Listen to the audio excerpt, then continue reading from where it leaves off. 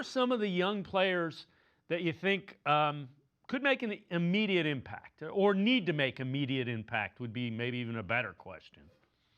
I mean, Mason Graham is somebody that you're going to look at because he's the number 5 overall pick to play right away. It kind of reminds me the dynamic between him and all the talk about the quarterbacks in the preseason. Dave, I know you remember when the Browns took a guy named Joe Thomas, number 3 overall, but also Brady Quinn later on in the first, and all the talk was, oh man, what's Brady Quinn going to look like, right? Then eventually it became more about Joe Thomas, right? I think a similar kind of thing could happen for Mason Graham and Carson Schlesinger, where like all the talk in camp was about Shador or Dylan Sampson here or there, but it's not Dylan Sampson, Dylan Gabriel here and there, but it's probably going to morph into, wow, look at these guys at the top of this draft really impacting stuff day one. And that's something we've wanted to see out the Andrew Berry draft classes for a very long time. He finally gets the opportunity to pick at the top of the draft. Let's see what he does with it. So, yeah, you look at those two guys, they need to have an immediate impact. Harold Fainin, I think week 1 is going to have a big opportunity here because the Bengals aren't really the best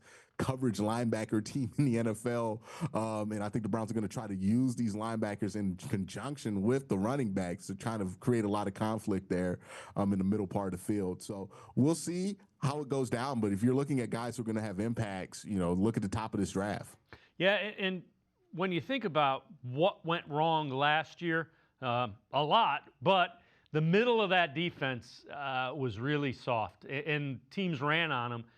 You revamped it. You've got Malik Collins, Mason Graham, and Carson Schlesinger, and they'll get tested because Chase Brown had a pretty big season a year ago. So if those 3 guys and the Browns, it's a team thing, but if they can shut down the run, I like their chances against the Bengals coming up. And something to consider, the Browns, they weren't as good as they were in 2023 last year.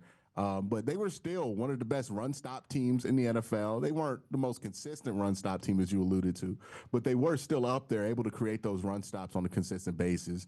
And last year, they were number 1 in quarterback pressure percentage.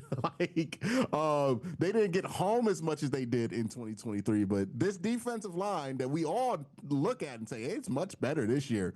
That defensive line last year was still able to be number 1 in quarterback pressure percentage. So just imagine what they're going to be able to do this year when you've added a top 5 pick there, another year of experience for Mike Hall, another year of experience for Isaiah McGuire, and then we haven't even talked about the big elephant in the room is that Myles Garrett. I mean, he looks incredible so far throughout camp, more so than he usually does at this point. So what's that going to do, right? If Myles is even better than he was last year, you got linebacker playing on top of it with Carson Schlesinger, who could factor into the pressure conversation. This Browns defense has a lot going for it, and they've only added to it this season.